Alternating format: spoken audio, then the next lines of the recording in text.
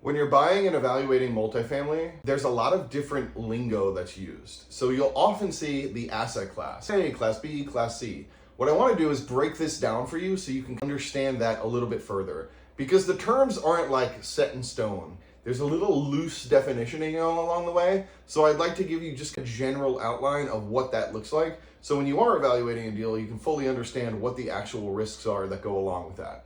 So to start, you have class A assets. Class A, built within the last 10 to 15 years, usually really brand new properties. You can see they're high income tenants, so if your average market rent is about $2,000, these guys are gonna be at the high end scale. They're probably around $3,000. They're significantly higher. They're setting the top of the market. They're very luxury finishes. You have granite countertops, you have nice wood floors, you have amenities like a pool, a gym, concierge service, valet trash, those kinds of things with that type of finish level on those properties. They're in the best locations. They're located in the best school districts. They're located around a lot of different shops, restaurants, coffee shops, grocery stores. You probably got a Whole Foods down the street, Trader Joe's, those types of things. And obviously they're the lowest risk. But with the lowest risk, they also produce the lowest amount of cash flow because they're a low risk investment.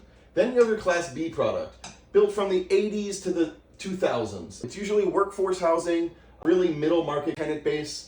Updated finishes, so they're still nice, they're just not like the top end. They still have amenities, but they're not the best amenities, right? You'll have a gym, but it's got like one treadmill, one elliptical, maybe a weight bench. Like those are the kinds of things we're talking about in more of these Class B assets. Moderate location, still pretty good, still have some amenities around you, just not like right in the heart of things. And then risk, moderate risk. And then you get into this Class C asset, and these are just older vintage products. So not that they're bad investments, they're just older vintage. So there's gonna be a little bit of problems that come along with them.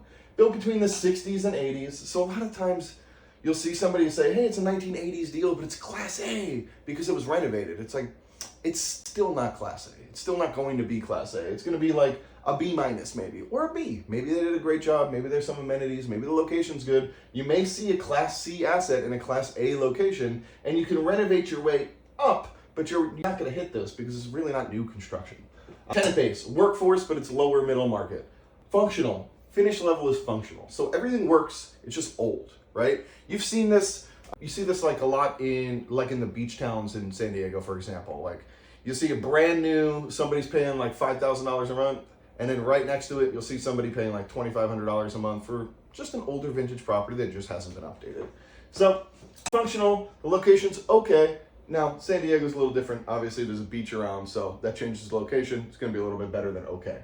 Risk profile, a little bit higher. So you're gonna get a better cash flow, you're gonna get better returns, but you're just taking on more risk because of that asset, and it's gonna be a little bit harder to retrade as it gets a little bit older. And then we have Class D. This is a distressed asset. So this has never been updated. And I put distressed because it really doesn't matter like what the age is. If it's a distressed asset, it's a distressed asset. If there's the plumbing's messed up, the electrical's old, there's a hole in the roof, it had a fire damage, like there's distressed assets all over the place, and some people still rent there because they have to.